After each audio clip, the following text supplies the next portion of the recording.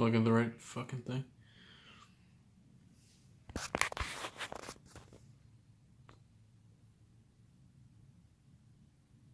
Yeah, so hey everybody. This is a new thing that I'm going to try.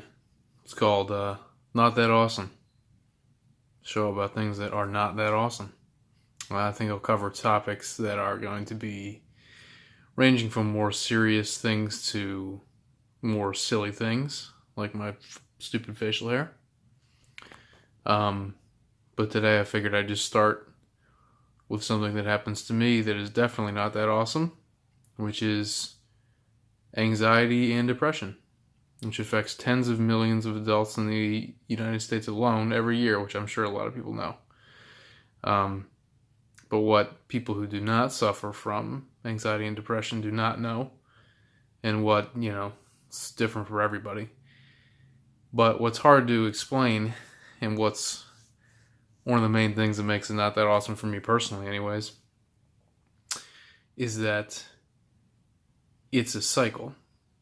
That even when you get a little bit better, you can forget. You can stop taking care of yourself and it comes back. And it's also a cycle in the way that if you let it slip, it gets worse. That every negative thought, every negative experience can lead to further negative thoughts and further negative experience if you don't take control of that situation. And of course, taking control of that situation is very difficult to do when you're already dealing with a mental health issue, particularly one which makes you fearful or lethargic or lack the energy to take proactive action in any way. So when you're talking about something that the symptom is fear of making change, and the symptom is fear of action, fear of bad things happening, taking difficult steps to get better is a lot more easily said than done. So, I don't even fucking know. It just sucks. But what I can say is that for me, I'm 28 years old. I've been dealing with pretty serious, primarily anxiety-related issues since I was about 10, 11. And, right now I'm having a pretty bad time.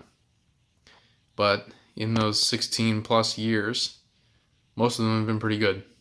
And I know that what I'm doing right now is something that I've done before to get better, and it's something that I can do again to get better.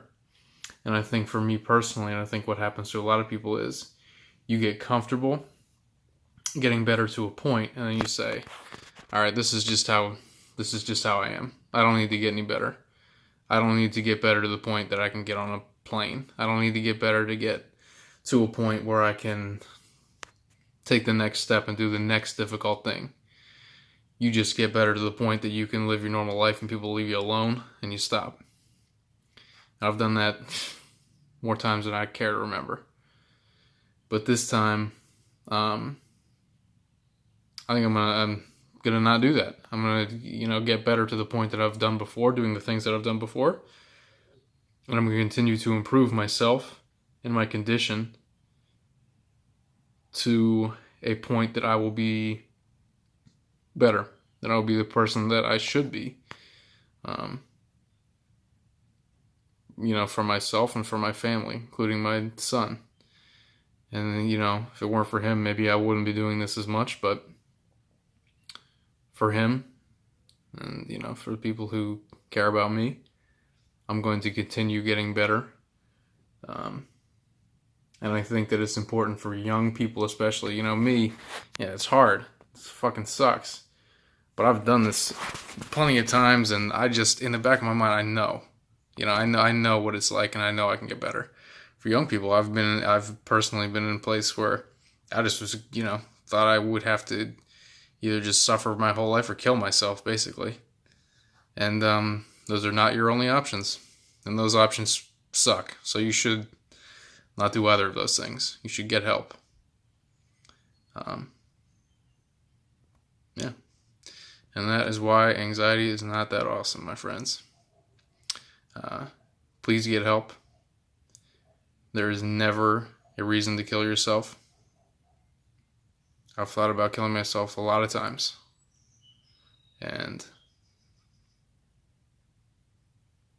there's just no reason. You can get better. And it's important to understand that you need to get fully better. It doesn't mean that you'll be cured. It means you need to do everything that you can. Don't go halfway and stop.